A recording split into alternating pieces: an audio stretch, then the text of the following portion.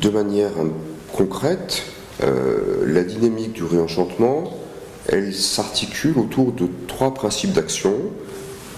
qui sont liés les uns aux autres. Il ne faut surtout pas les concevoir dans une perspective chronologique, petit 1, petit 2, petit 3, mais au contraire dans une logique spiralaire par laquelle chacun des 3 principes se nourrit des 2 autres et réciproquement les nourrit. Ces 3 principes sont d'une part penser, d'autre part explorer et en troisième lieu partager. Penser pour ensemble construire une réflexion qui nous permette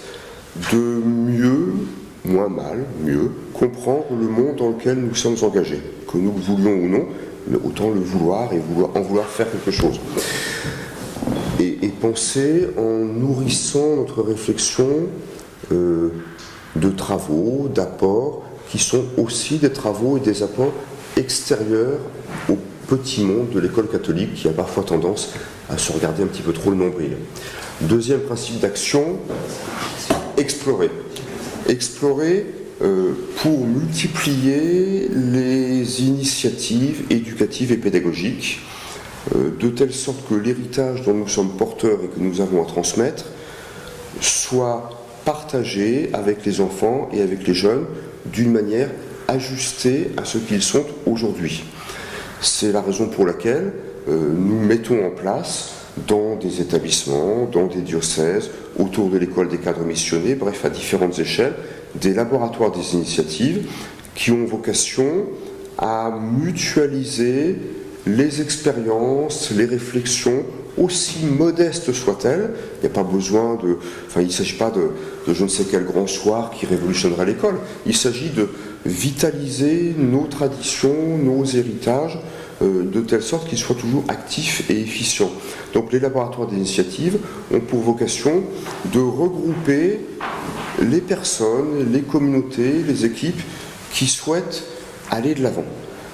et réfléchir à leurs pratiques et faire évoluer leurs pratiques lorsque c'est nécessaire dans tel ou tel domaine. Partager enfin, troisième principe d'action, partager, par exemple à l'occasion des rendez-vous de la fraternité dans les communautés éducatives, à l'occasion de rassemblements diocésains, territoriaux, nationaux, partager en faisant place à la parole des jeunes dans nos établissements, dans nos communautés, de telle sorte que chacun se sente véritablement acteur de ce qui se vit et que chacun se sente reconnu, utile et pleinement à sa place. Non. Penser davantage, explorer davantage, partager davantage, c'est pour moi une nécessité qui vaut dans tous les lieux, dans toutes les structures et à toutes les échelles de ce qu'on appelle parfois l'institution, de ce que j'appelle l'école catholique. Il y a là une invitation, j'ai envie de dire un appel, qui s'adresse véritablement à tous, qui s'adresse à la plus petite de nos communautés éducatives, qui n'a pas moins de valeur que la plus grande ou que la plus prestigieuse, mais qui s'adresse pareillement à ce qui se vit, par exemple, au secrétariat général, ou bien dans une direction diocésaine, dans un réseau congréganiste, chez les parents d'élèves, chez les gestionnaires, dans les ISFEC, dans les organismes de formation, absolument partout. Je le vois bien, par exemple,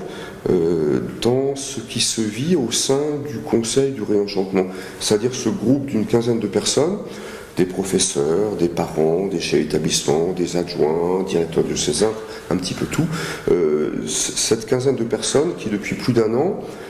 construit, c'est pas moi tout seul, qui construit ensemble, au gré de réunions très, très denses, la réflexion et la mise en œuvre. La réflexion sur le réenchantement et la mise en œuvre du réenchantement.